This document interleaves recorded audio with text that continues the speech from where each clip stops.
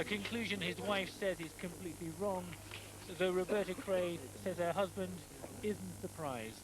Reg has been amazing about this. He's been very philosophical about it all.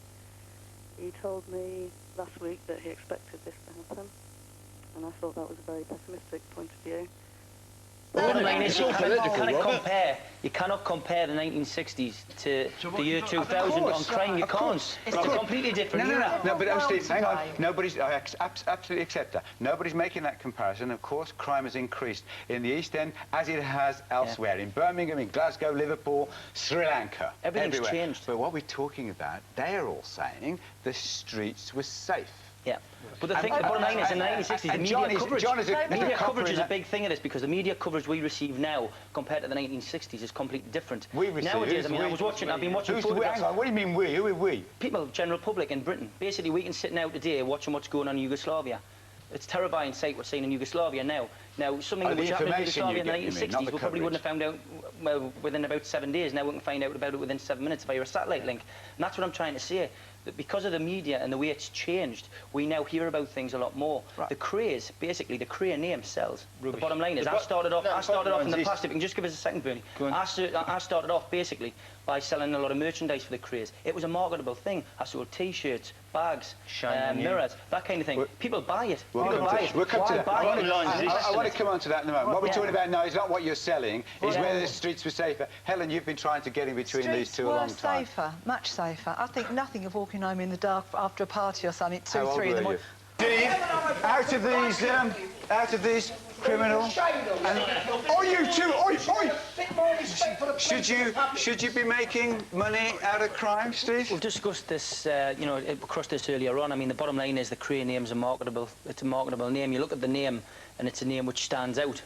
It's a strange name. I was 15-year-old at school when I was influenced by it. I remember as being a 10-year-old, I remember seeing Ronnie and Reggie Kray coming out of a prison van to attend their mother's funeral in 1982. And I managed to, a strange set of affairs, pass my English exam by reading John Pearson's book, Profession of Violence. Now, I had an interest, strange interest. I know when you're 15, 16 years of age, you're at an impressionable age.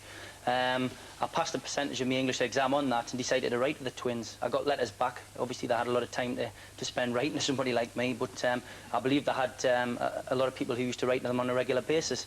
I kept up the pen-pal relationship, and eventually I started, you know, visiting both Ronnie and Broadmoor and Reggie, who was at the time in Gartree.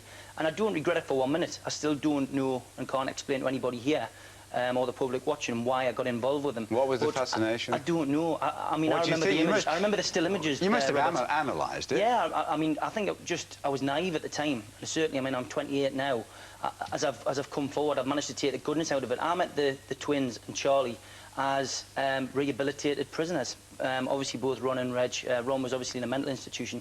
Reg was, you know, in a succession of prisons. Charlie was a free man, and I took a lot of good out of the three people.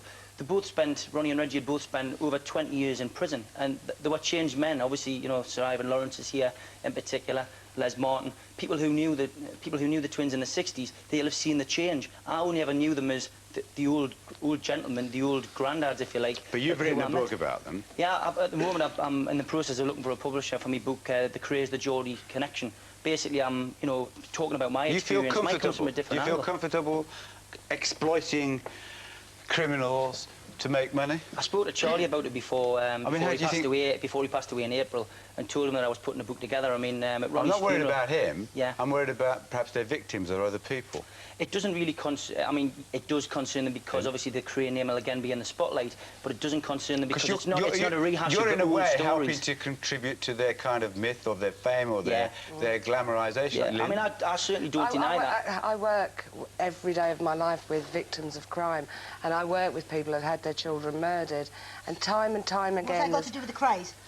You know, everybody wants to buy books about criminals. Will the same people that were at the funeral this afternoon, did they go to Sarah Pane's funeral? It's a genre which, unfortunately, though, people are really interested in. That's why the merchandise I produced as a youngster, i.e. calendars... But you did the merchandise. You did I used to do a lot of the T-shirts. T-shirts, mirrors, cups, bags, you name it, tea towels, everything apart from toilet roll holders. People used to want to buy it, and it was a marketable avenue which I saw. That was the business I was in at the time, and it's something which I thought, well, At the end of the day, if people buy it, why don't you produce it? It happens. Charles Manson in America, there's people walking around with Charles Manson T-shirts on in this country. Yeah, but it doesn't make At the it end of right. the day, Does it, it doesn't make it right. It doesn't make it right, but people are going to buy Gene? it. And the press are just as much to blame, because at the end of the day, talking about those obituaries that you were talking about before, Robert, why do it? Because those people know the obituaries about the craze. People go out and buy every paper. I agree. Yeah, I agree with you. I don't understand why they do it. I can't understand why they give it courage.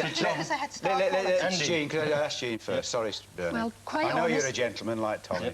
Quite honestly, I don't think